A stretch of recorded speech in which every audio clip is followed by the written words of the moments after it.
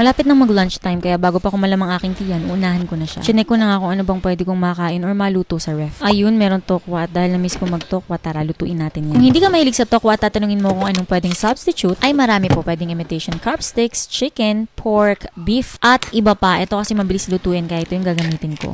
Make sure to drain and pat dry your tofu para mas ma-absorb niya yung mga marinade and spices na gagamitin mo. Para maiwasan din yung pagtalansik kapag piniprito mo na. Umili kayo ng gulay na gusto nyong ilagay basta pwedeng makain ng hilaw or yung di na kailangan lutuin. In my case, I will use cucumber and carrots.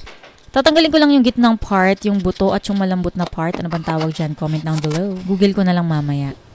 O, diba? Pwede naman palang kainin yung cucumber. Gagawa pa ng kung ano. Naisip ko nga nahiwain pa ng mas maninipis yung cucumber. Wala lang para cute. At ganoon din naman yung carrot. Hihiwain ko lang din ng maninipis. Pero gagamit na lang ako ng shredder para may silbi naman siya, diba? By the way, firm tofu pala yung gamit ko, guys. Punes ko lang din yung tofu para ma-effect tayo sa camera, charot. Para ma-drain maigi yung tubig. Pero kung walang camera, siguro hiwain ko na lang yung gagamitin ko. Tapos, ipapat dry ko na lang yan gamit ang kitchen tissue. O diba, mapagpanggap. Pero in fairness, kumatas talaga yung tubig. Sa ibang mga lugar kasi, meron talaga silang tofu presser. Season your tofu well. Ako, gagamit lang ako ng asin at paminta. Pero kung meron kayong mga ibang spices dyan, pwede nyong gamitin. Usually, yung nagamit kong masarap, paprika o kaya naman yung 5 spice. Chinese 5 spice to be exact. Ito optional pero recommended. Ipang-glaze natin mamaya sa tofu after nating i-fry. Pero mabilisan lang to. Pinaghalo-halo ko lang yung soy sauce, vinegar, honey, at maglalagay din ako ng minced garlic. Minced ginger talaga yung binibili ko pero mali yung nadampot ko. Kaya gagamitin natin. Maglalagay din pala ako ng konting sesame oil. Huwag nyo ibubuhos ha. Hinalo ko lang mabuti and set aside. Save it for later.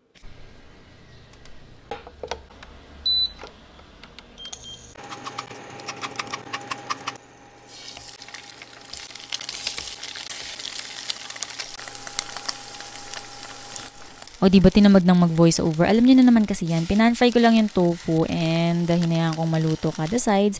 Pagkatapos i-glaze lang natin nung ginawa nating sauce kanina. Ibuhos niyo lang lahat. Sige, huwag kayong magtira sa sarili niyo. Hayaan niyo lang kumulo. Paikot-ikutin niyo gaya ng pagpapaikot na ginawa niya sa'yo. Hindi. Para tsak na manuot yung glaze natin dun sa ating tofu. At syempre sa mga magtatanong saan ko nabibili yung aking mga lutuan, yung aking induction cooker at yung aking mga cookware, kitchenware, yung link po ay nasa description box. Nakita din ako ng itlog sa ref kaya kumuha ko ng isa. Pwedeng walang itlog kung di naman kayo mahilig sa itlog, lamang tiyan din kasi yan.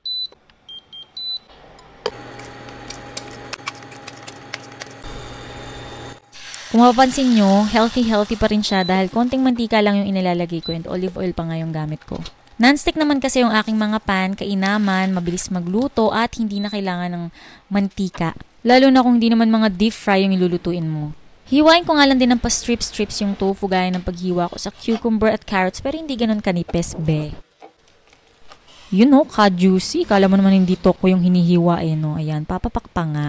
At dahil may natira akong rice paper wrapper, yo! Patok na patok sa inyo yung aking rice paper wrapper. Mabot na yata ng 2.5 million. Sa mga hindi pa nakakapanood, panoorin nyo yan. Hanapin nyo sa aking Facebook page at sa aking YouTube channel. Kumuha lang ako nitong aking seaweed. Ito mas makakamura kung bultuhan kang bibili. Naghanap lang ako ng mga grocery store na mas murang nagbebenta. Maglalagay din ako ng rice. Yung rice ko hindi na yan seasoned. Plain rice lang siya pero pwede nyo siyang i-season. Lagyan nyo ng konting vinegar, salt and pepper, sugar, ganun. Ito na nga yung aking egg. Hatiin ko sa dalawa dahil dalawa lang yung lalagyan ko ng egg, o diba?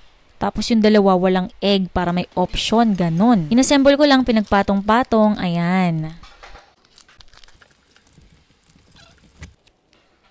O diba ang bilis? Don't worry, uulitin natin para sa ikabubuti ng nakararami.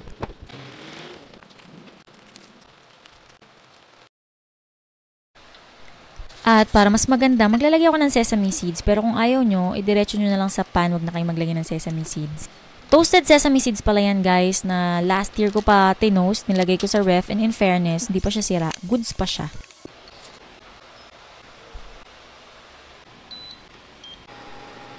Ayan, konting mantika lang pero naparami yata ako ng bahagya. Hindi naman kailangan deep fry lalo na kung non-stick pan naman yung gamit nyo.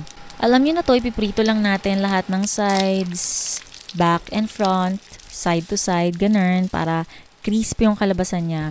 Makikita nyo naman yan pag parang lobo-lobo na yung balat, yung rice paper wrapper. At syempre, masasarap yan dito sa aking napakasarap na homemade sesame sauce. Marami nagtatanong kung paano ko ginagawa. Ayan, ilalagay ko dyan sa dulo ng ating video. Merong procedure ko paano gawin. Ito na nga, enjoy na natin ng pagkain. Pwede siyang breakfast, lunch, dinner, snack. Pwede ding pangbaon. Kaya naman i-try nyo na guys and comment down below kung masang inyong experience dito sa ating rice paper sushi rolls. Yon.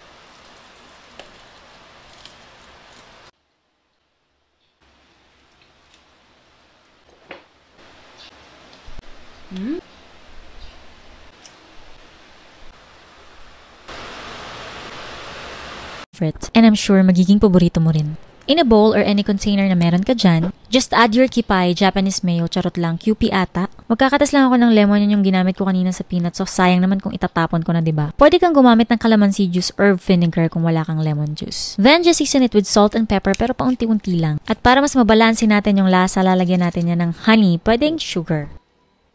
At magpatak-patak lang tayo ng konting sesame oil tapos i-mix lang mabuti at again, you can adjust the consistency by adding water. Paunti-unti lang para matansya mo yung lapot at labnaw. Napakasarap nitong mga sauces na to hindi lamang sa dish na gagawin natin ngayon, pati sa mga iba nyo pang ulam, itry nyo.